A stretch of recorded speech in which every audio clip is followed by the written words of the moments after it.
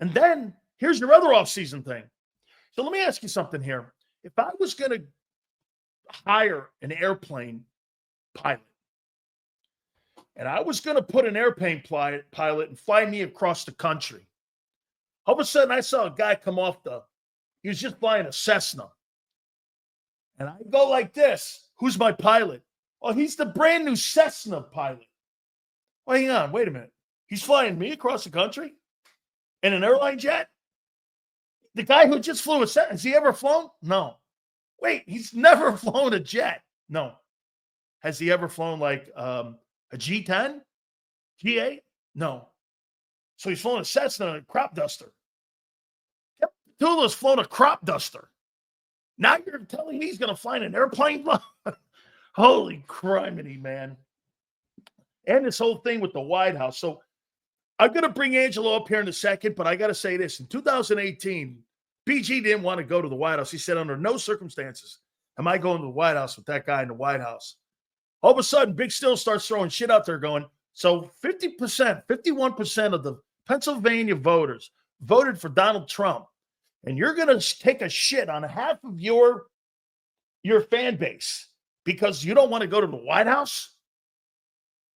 I mean, is that really what you're going to do? Because I know you're a big donor. I saw you playing golf and teeing it up. The Yachtsman and Barkley were teeing it up with Obama. I mean, shit. I'm just trying to figure this out. The only guy I could get a straight answer from is my dear friend, the legendary Angelo Cataldi joins us now. Angelo, you're going to have to dissect all this for me because there's a lot of bullshit going on right now in the offseason here. There is. I'd like to hear you. How you doing, brother? Let's hear you, man. Hey, that championship was fun when it lasted, right? It just didn't last that long. Now we got new problems to deal with. Man, the White House thing is fascinating because what happened 7 years ago was really the clubhouse leader 7 years ago was a political activist, Malcolm Jenkins. And Malcolm Jenkins hated Donald Trump and everything that Trump stood for. And I think he pretty much oversaw that decision. Although, don't get me wrong, Jeff Lurie is very liberal and is quite a lot different than Donald Trump. So their politics are nowhere close to each other. But I think Malcolm Jenkins was the main force behind the decision 7 years ago to tell Trump no thanks. So then the story comes out right over the weekend that the Eagles were going to tell Trump no again. But that was bogus. That was in Trump's terms, that was fake news. All right. That was somebody assuming that the guy behind it 7 years ago was Lurie when it was really Jenkins. This time, if you'll notice in the country a month or so into tenure, the second term of Donald Trump, nobody's messing too much with the president right now. No. Nobody wants, you know what it is? He's got all these irons in the fire and nobody wants to get burned by one. He's wielding some power. And the Eagles, I mean, the thing that came out yesterday, they would be honored and privileged to go to the same guy they said no to 7 years ago. They're going to go and he's going to let them. He's going to invite them because now he knows that they're going to kiss the ring. And that's the way it works with the president. It's the way it works for a lot of people. You kiss the ring, you get to come to see him. And they're going to all kiss the ring. I'm not positive Lurie will be there. Lurie may have another commitment. Maybe he's buying another yacht. He's got something else going on. He may not because it's really it's a far distance politically for him. But a lot of the players, it's an honor. It's a tradition. I'm glad they're going. I don't think there's anything wrong with it. I didn't think there would have been anything wrong with it 7 years ago. No, I'm completely with you on this. And we get our friend Kevin Cork. I've been friends with Kevin Cork. He's a White House correspondent. He was down in Florida when I was down at Miami.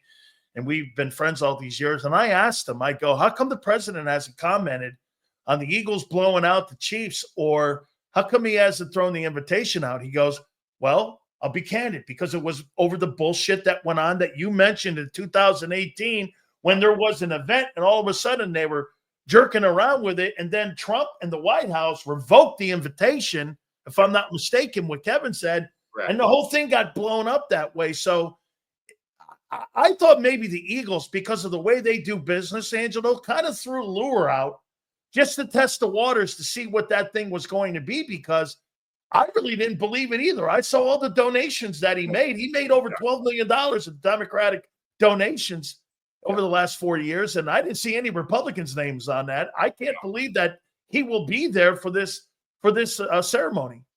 Well, there's one other element that we cannot leave out, and that is the National Football League. One thing about Roger Goodell, he does not want to be on the bad side of anybody who's in power, let alone somebody who's wielding power the way President Trump is right now. So let me tell you something. If the Eagles had an inclination to snub the president again, it's very possible that Goodell made a call and said, we're going to need them for something here, people, and we don't need this guy looking for a reason to trash us. Patch it over, suck it up, go to the White House. Enjoy an honor that is only reserved for champions. So, I'm not ruling out the NFL either, because Roger Goodell, if it's going to cost the NFL a nickel anywhere along the way, Roger's going to put a stop to it, because he wants every dime, every nickel, every penny he can get. Angelo, can I play conspiracy theory here for a Sure. second? Yeah, I love that. Okay. Do you see in the future the Eagles needing funding to fix up and retrofit Lincoln Financial, and also season ticket prices being raised? And if you start doing, and half the fan base starts to think that you're alienating them, and when you go to bonds to try to raise money publicly to upkeep Lincoln Financial, or put a dome on it, like he mentioned a couple weeks ago, don't you think you're going to need half your fan base to pass that if you're going to try to get money, if you're going to try to retrofit Lincoln Financial? Every single time I come on your show, you say something in the course of my visit where I go, man, that guy's smart. That guy figures this stuff out. You're 100% right. Look, I know a lot of these fans. There are many people who support President Trump. There is no reason to alienate half of your fan base 2 weeks after you had 1.5 million people out on Broad Street and down Ben Franklin Parkway. Don't screw that up. What are you doing? For what? You can't go to the White House and accept the congratulations of the president? Just go. And I think, either the NFL get involved or Lurie is going, I'm going to need some help. Because let me tell you something. When they start building that new arena right down there in the same sports complex, Lurie's going to look at that and go, it's like 30 years old now. I'm going to need some new, at least dress it up a little. I don't know about a dome, but let's do something to fix this thing up. And we're going to need some money along the way. So let's not rock any boats. You're 100% right. For all of those reasons, the Eagles should go to the White House, and they will go to the White House. I guarantee it now. He was talking about hosting a Super Bowl. I mean, you're going to need all of your people in your community. So again, I find it like the sales are shifted since 18 to now, and really the same guys in the White House. It's just a different, like you said, it's a different temperature now than it was in 18 when you had all of that cancel culture going on, where now people are looking at that cancel culture, and cancel culture is getting canceled. So I completely think it's going to be an interesting story. I can't wait to see if Lurie shows up. All right. Yeah, that'll be fun. Patullo. I gave you the analogy here that, how about this one too? If I was going to have open heart surgery, I wouldn't want a dentist to do it. I mean, Angelo, here we are again, like we were 2 years ago. You gave a training wheels guy the keys to the Ferrari. And I'm like, give me your take on this here. I want in on this analogy thing. Have you ever in your life been driving and seen a Ferrari with a sign on the window, student driver? No. You don't put somebody who has not been driving and say, here, drive this $1 million car. No, it's terrible. Look, I know. Look, everything I do now when I rip the Eagles, I go, yeah, you were so brilliant a year ago when you said they're going to win 5 games. They did this 2 years ago. They put somebody in as offensive coordinator who didn't have a clue what the hell he was doing. They promoted from within. He basically did what Sirianni wanted him to. Brian Johnson was a disaster. They lost 6 of the last 7 games with a team that was good enough to win a Super Bowl the following year. And they're going to do it again? Now, there's so many dimensions to this thing. Let's start with this. So they lose Kellen Moore, and they need somebody to replace him. They can't use Nussmeier, the quarterback's coach, because he's going with Moore to be the OC in New Orleans. So Sirianni now goes to the bosses. Remember, they make these decisions, not the coach, especially not this coach. You don't think they gave him a little more say because he won it, or do you think it's still status quo? They know he won it because of the coordinators. You don't have to be a genius to know the coordinators made the difference between a team that lost 6 out of 7 and a team that won 16 out of 17 to end this season. Those guys performed a miracle, but you lost the guy because he was so good. He got hired as a head coach. You're going back to the same formula that blew up in your face 2 years ago with a guy. So Sirianni goes in and he sees Jeff Lurie and he sees Howie Roseman. And he goes, I would like my personal Bobo. He's been with me since 2009. All right. Everywhere I go, he goes. He does whatever I ask him to do. I would like him to be the guy in charge now. Now, if you're using logical thought, you go, well, Doug Peterson tried that a couple of years after he won the Super Bowl. He wanted Press Taylor to be the offensive coordinator, and they said, no, in fact, you're fired. And they got rid of him. The guy who won the only Super Bowl at that point, he was the one. They got rid of him. And Sirianni goes in with this guy, and they say yes. What am I missing here? The guy's never called a play in his life. It's awful. It cannot work.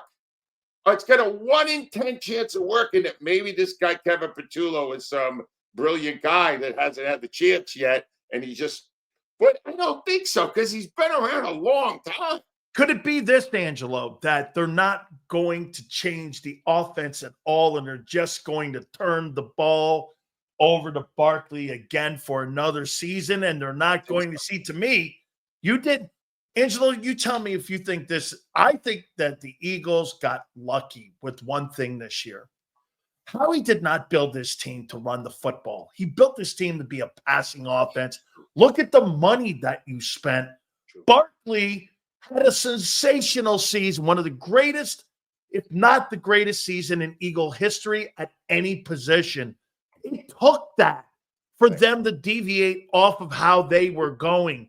They want to throw the ball. Look at all the money that's being spent.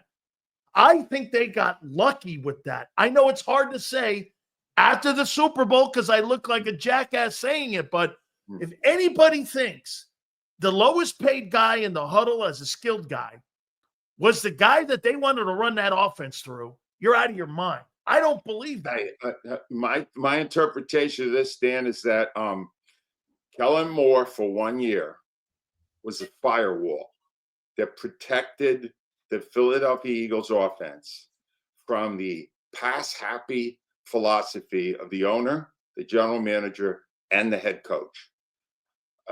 Kellen Moore had autonomy. Do you understand? Kellen Moore made the decisions on what to do with the football. And Kellen Moore saw early on that the run was really spectacular and that Saquon was breaking a monster run every game, sometimes 2 in a game, and that he wasn't going to deviate from that. I've watched the Eagles for the whole time that Jeff Lurie's been the owner, 30 years. The only year they turned it over to the running game, fully committed to it, was this past year when they won the Super Bowl. And you are removing now the firewall. And now you are saying you're putting in the manservant of your head coach, who we already know, is a lousy play caller. He only did it a few games his rookie year and said, I'm not that good at it. I'm not going to do it. And the guy that is most beholden to him, Kevin Patullo. And you're going, yeah, now they're going to, no. At the first sign of any issues with that running game, they'll lapse back into their pass-happy thing. And they won't be as good because of that. It's just the idea, the whole concept of taking a champion team, a championship team, and putting half of that team in the hands of someone who has never done the job in any way is not logical. It's stupid. And I don't understand why they gave more latitude to Nick Sirianni than they ever did to Doug Peterson. I don't get it. Here's to your point. When he was the play caller, he went 2-4. And then the year that he had Brian Johnson, he kept going around touting his horn, telling everybody, "This is my offense." Right. So this is mine. He's 13-11 as a play caller. Yeah. I mean, why would you end up looking back at him going, well, the only way I would say this, Angelo, is that they're not really going to change the offense all that much, and they're going to stay status quo, and they're going to stick with that.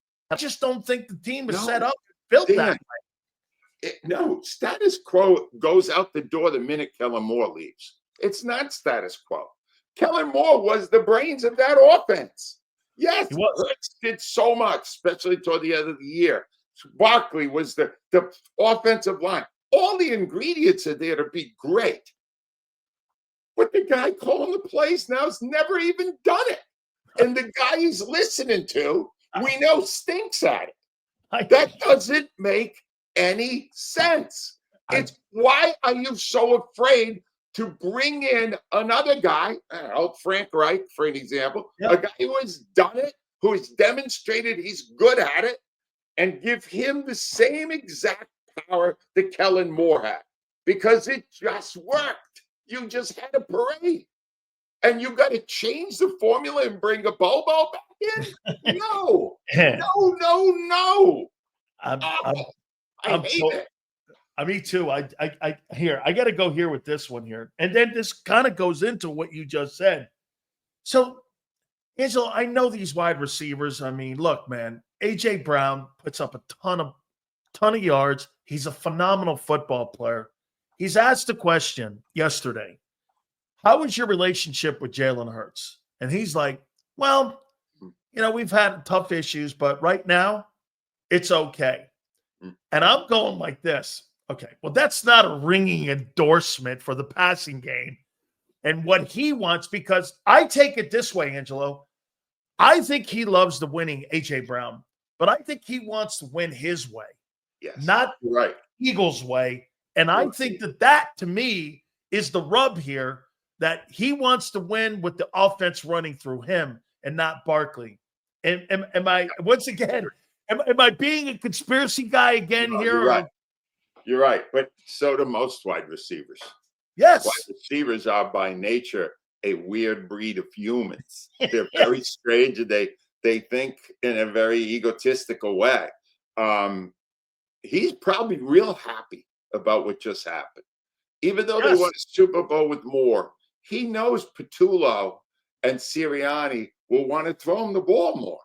And that's and that, maybe they'll be great that way too. But I kind of think what I just saw was the right formula for that group of players. I wouldn't change a thing. I'd still pound that football. That offensive line is a great run blocking offensive line. Let them do what they do best. And I don't think they'll do it now. I've watched them for too long. Kellen Moore, in the next couple of years at Philadelphia, Dan, is going to become an unbelievable hero. 1 year here, wins a championship, and leaves. And what you're going to see before he was here and what you're going to see after he was here, you're going to go, wow, what a great coordinator he was. They blew it before he got here, and they blew it after he left. That's what I'm seeing. I'm not saying they're winning 5 games. Come on. They're going to go to the playoffs. They're going to have a good year. This But is this what guy is going to hold them back. I guarantee it. He's going to hold them back. let me do you agree with me that Nick Sirianni had very little to do with the Yes. Eagles winning the Super Bowl, Yes. and the two most instrumental people that had to do three that had to do with winning the Super Bowl Right. were Kellen Moore, Vic Fangio, and Jalen Hurts. Right. Those three people were instrumental, and Nick went for the rest. Don't you think he's the caboose to this whole story? If I was still on the air, I would still be attacking Sirianni. They just won a Super Bowl. I agree. And then let me play this scenario. And a caller would call in and would go, "Are you stupid?" Yeah. They would say, They say this to me every day. "The guy just won a Super Bowl. I know. How do you get along saying that when the guy just won? He just destroyed a dynasty, the Chiefs, in the Super Bowl." And you know what I would do? Because I learned this. It took me a long time. The first 25 years I was on the air, I would yell and scream. And then I would go, "I've prepared a response to this." And I would just pick a cut, any cut, from any Nick Sirianni news conference. And I would play it. And I would go, "Does that sound to you like a football genius? Does that sound like the architect of a champion? Or is that a guy who knew enough or was told to use the people around him who knew more than he did?" Now, I even on my blog this week, I talked about culture a little bit, all right? Because, see, what Sirianni does great is culture. That's what we're being told. Well, what is culture but coddling? What is culture but kissing the ass of every player and just trying to keep peace among everyone? And I don't put as much value in culture as most people do. Maybe I'm old school. You know what I like? I like a coach who's smart, a coach who really, you listen to him speak, like a Dick Vermeil. You could speak to Dick Vermeil for 5 minutes, and you will know you are in the presence of a really intelligent, articulate man. I talked to Sirianni for 3 years after every game. There wasn't a single time he left that impression with anyone. He just isn't that smart. If you're as old as I am, you know a smart person after a while. And he's not. He won a championship. He's going to get a statue someday, probably. And you know what? I don't know if it's going to keep happening, because it seems to me that a guy named Kellen Moore was the reason they got that. How about this, Angelo? When Frank Reich was on our program, I told you I've known him over 40 years, and he told me, if you want the Philadelphia Eagle job, you have to be more of a politician than a coach. He said, if you know, this is the one thing he said, and he said this on our program. He goes, this is one thing Doug didn't want to do. Doug didn't want to politic for his coaches, or didn't want to politic for a style of play. He wanted it just to be the way he wanted it. Whereas Frank told him, if you want that job, you've got to be more of a politician than a head coach. And I think that's the one thing he does better than what Doug, or willing to do. Doug didn't want to do that. Yeah, all right. You're right. I mean, that's one way you could describe it. And Frank did it in a very diplomatic way, calling it politician. It's ass kissing. Do you understand? Yes. You know, you met people in your life who are constantly embattled with their bosses. And then you've met people who just kiss their ass at every opportunity. I think you're talking about our business, but go ahead. Yeah, well, what I'm telling you is the one thing Nick Sirianni is great at being a yes man for his bosses. That's it. Even Lurie said he didn't love the way he was on the sideline when he's too emotional, right? Yeah. So I guess he's still got something to work on. So when he goes in there and he tells Lurie and Roseman how brilliant they are, they go, well, Nick, could you maybe act a little saner on the sideline if you get around to it at some point? No, he does exactly what he's told and does it with a smile on his face. He is an ass kisser. I have never, ever respected ass kissers. Doug Peterson was not. No. And that's No. why he lasted 5 years, because he wasn't. But this guy here, Doug Peterson, is so much smarter and more eloquent and more impressive a leader than Nick Sirianni will ever be. I'm telling you that based on 50 years in the media. I got a couple more here for you, Angelo. Paul DiPatesta, I had a conversation with. He's the senior executive in Cleveland. And at this time, they don't want to lower the value in any way of Myles Garrett whatsoever. However, Garrett wants out. He does not. And the Eagles are in the two-hole, according to Vegas and Atlantic City, on a potential team and where he could potentially land. You got a lot of good things going for you right now in that defense, especially with Vic running it. Would you rip it up a little bit and do this?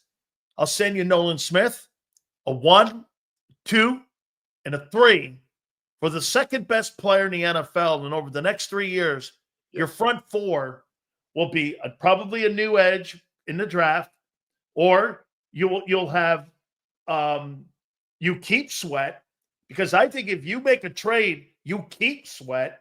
You have Sweat, you have Garrett, you have Davis, you have Jalen Carter, you have Zach Bond, and you have Nakobe Dean. You have the best front seven in the NFL, and it kind of looks like the Ravens. Do you make that move?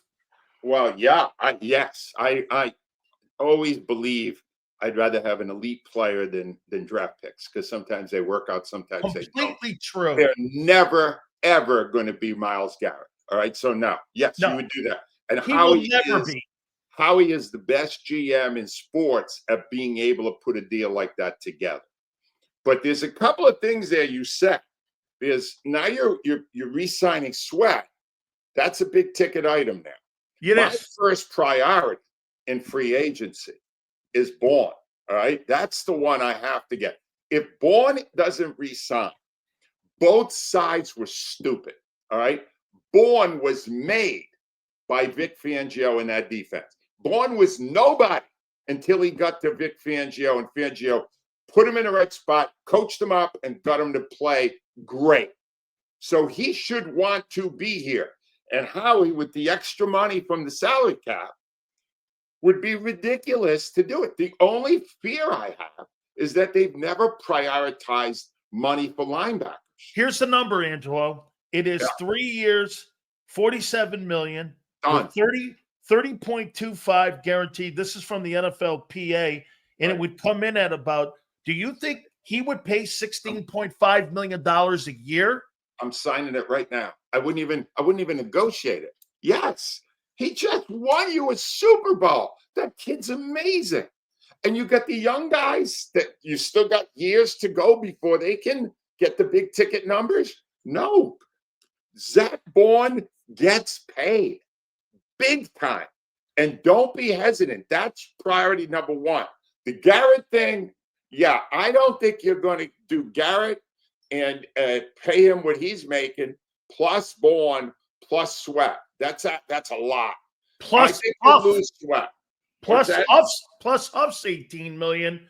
Yeah. But you got that stiff on your team still. Yeah. You can't do anything with for Huff. 2 more years. You bring a great point up about Zach Bond. I was trying to tell people this. Hey, don't forget, one of the reasons that he had a great year, there was twofold. The two dudes in front of him and the coordinator. Yeah. Oh, yeah. If you go to some place like, say, Carolina, and you don't have those tackles or the coordinator, they're going to forget your name in 6 months. They won't know who you are, and you better have gotten that signing bonus money, because I think one of the reasons that he had a great year, and one of the reasons you didn't see Oren Burks have a fall off, those two dudes that were playing in front of him, plus the coordinator, made him. See, you did it twice there in this interview. That's also exactly right. Brilliant. You're right. Yes. Bourne has to be smart enough to know. He was a nobody for 4 years on an awful team with bad coaching, the Saints. Now he's going to take the biggest offer that's on the table. Somebody may want to blow him away. No, don't be stupid. Stay where you are successful, where people know how to use you. and get a great, great deal. You're going to get those numbers that you said are not out of line to me. He earned it. He deserves it. And the Eagles would be dumb not to do it. He should be their priority. Now, I'm going to tell you the truth, though, Dan. The rumble in the city is he's not coming back. No, I don't. I think this. You're 28 years old. You've probably have $1.5 million in the bank because of taxes and stuff that you had, money you've made. You got a generational bag of money waiting for you. Your agent is also prodding you to go. If you get out into the open market, that 16.5 that the Eagles can offer you, you know how many stupid teams are out there? Half the league stupid. Right. Somebody's going to offer them stupid money, Angelo, at 18.5. Yeah. And you're not going to get him. The Rams are going to make him a number one priority.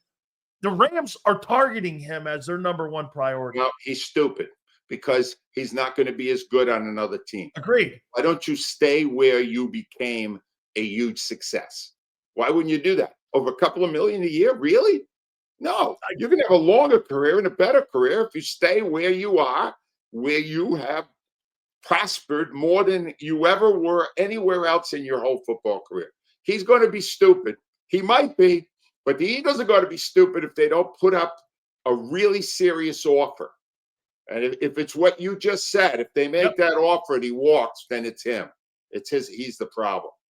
But these are all the issues that come up after you win a championship. And that's why it's so hard. It's so hard to repeat. You know what, though, Angelo? I said this to people. You know, they have the poll right now versus the other teams. You know, they have success issues right now on their team where, like, if you're a team like Dallas, you have personnel, coaching, you have depth, you have all kinds of issues right now where the Eagles, right, again, they got to pay for their success right now. That's what this comes to. All right, I got a question for you here. Who was a worse general manager, Elton Brand or Daryl Morey? Wow. I'd say Morey because Brand did not have anywhere near the power that Morey has. Morey really does have final say in every move. Brand, when he was there, for a time, believe it or not, he shared the power with Brett Brown. Brett Brown, the great, amazing NBA coaching loser, the biggest loser in NBA history, win percentage. But he had authority then. He really did. No, I would say what Daryl Morey has done, this Paul George deal, oh my God. Have you ever seen the Sixers in worse shape? Wow, this is a mess. Well, you know what's coming, right? They are going to shut down Embiid. Oh, yeah. Now they want to tank. They're tanking again. The process is back. We're going to get the process again. We're trying to lose. I even brought up the possibility, since it doesn't appear he's doing much in San Antonio, bring Brett Brown back. Nobody's better at losing than Brett Brown. Get him back in here. No, we're back. This process was such a debacle that a decade after they started it, they got to do it again because they didn't even get to an Eastern Conference final. Meanwhile, the Celtics, who never tanked, they win championships or in the finals every other year. Here's how you win in the NBA. It's the same way you win in the other sports. You get a GM who's smart and makes good moves. That is not Daryl Morey. How is he still here? Oh, that's right. Joshua Harris is his boss. Joshua. No, that Sixers are a total disaster, and we're right back to square one. The process was over. Danny Ainge spent about, I would say, 5 years building up the treasure chest of picks. Yep. Treasure chest of picks. And he ended up making one bad move for Kyrie Irving. And you know what happened? When they got rid of that cancer in the locker room, that's when Tatum and the rest of them and Brown and everybody started taking off. And that's when the Celtics became the Celtics. I mean, it really was. It was a step-by-step by Danny Ainge and what he did. I was up in Boston at EEI at the time, and I was kind of watching this thing here, and I saw what Ainge did. They hired the guy from Butler then. Now he's up in the front office. They really have a good front office. And the one thing that Josh Harris hasn't done with the Sixers, They have not put the smart people. There's no Howie Roseman in Philadelphia when it comes to the Sixers, and they need a Howie Roseman. The thing is, Get Bob Myers. Go get Bob Myers. Put his ass in there on what he did with the Golden State Warriors. I covered Danny Ainge when he played for the Celtics. That's how old I am. All right. And he was smart then. Yeah. And here's what Danny Ainge figured out that the Sixers never did. Yeah, you need a talented guy with the character of a winner. Right. And that's Jason Tatum. Right. That is not Joel Embiid. No way. Joel Embiid is immature. He's not committed to conditioning. He's not a team guy. And when they were tanking to get a talent like Joel Embiid, they never incorporated into their analysis whether or not the guy had the spirit, had the character to do it. And without that, doesn't matter how great you are. Can you imagine if he had Jalen Hurts' attitude and his drive? Exactly. You don't, those guys are not that easy to find. No. And the Sixers haven't found, I get Maxey has a chance to be that, but it's not enough. They tanked for no reason. And people will still tell you, dumb people, but people in this city will tell you how brilliant Sam Hinkie was. Sam Hinkie, other than Andy Reid, he was the GM during the process. Yeah. Other than Andy Reid, Sam Hinkie is the biggest fraud I ever encountered in professional sports because he built his reputation on big words and 13-page manifestos and nothing else. Nothing. You understand? Optionality. What? Angelo, I'm finally here. I used to go over to Clearwater all the time, and I loved it. And I mean, if nobody's ever been to Clearwater and haven't been to the Phillies complex over there, you're missing out because there, the Blue Jays up in Bradenton, which you have over in Orlando with the Braves. There's some really good ones. Yankees there on Dale Mabry. That's a pretty good one too. But going and see the Phillies here, I'm a huge Dave Dombrowski fan. I mean, I knew him when he was in Miami and the teams that he built down there, what he did up in Detroit, what he did in Boston. Are you a fan of him? Yes, very much. Do you expect them to have a great year this year, the Phillies? No, they have a robot and as manager for another year. And I'm the only one in this city who has been ripping. Oh, yeah. Rob Thompson blew the playoffs last year in game one of the playoffs against the Mets. I think he's limited. He is. If I went to Clearwater the way I used to every year, we used to go every year. In fact, I'm sure that my show now is, my former show is going down there again this year. I would yell out from my seat because it's very intimate. Yeah. Hey, Rob Thompson, put down the iPad and watch the bleeping game. You don't have to look at friggin' stats. Watch the game. You've been a baseball lifer 60-some years. Watch the friggin' game. If the guy's throwing a one-hitter, let him pitch. Dumbass. Don't get me started on analytics, Dan. Oh my God, man. Only in Philadelphia only in Philly do you only get a week to celebrate a Super Bowl before you're back knee deep into it. That's over. It's over. We got new problems to deal with. Absolutely. Training Wheels OC. Angelo, tell the folks how they can find you, my friend. Yeah. Great read. Right, every week. I'm really enjoying doing it, and I'm getting a lot of good feedback.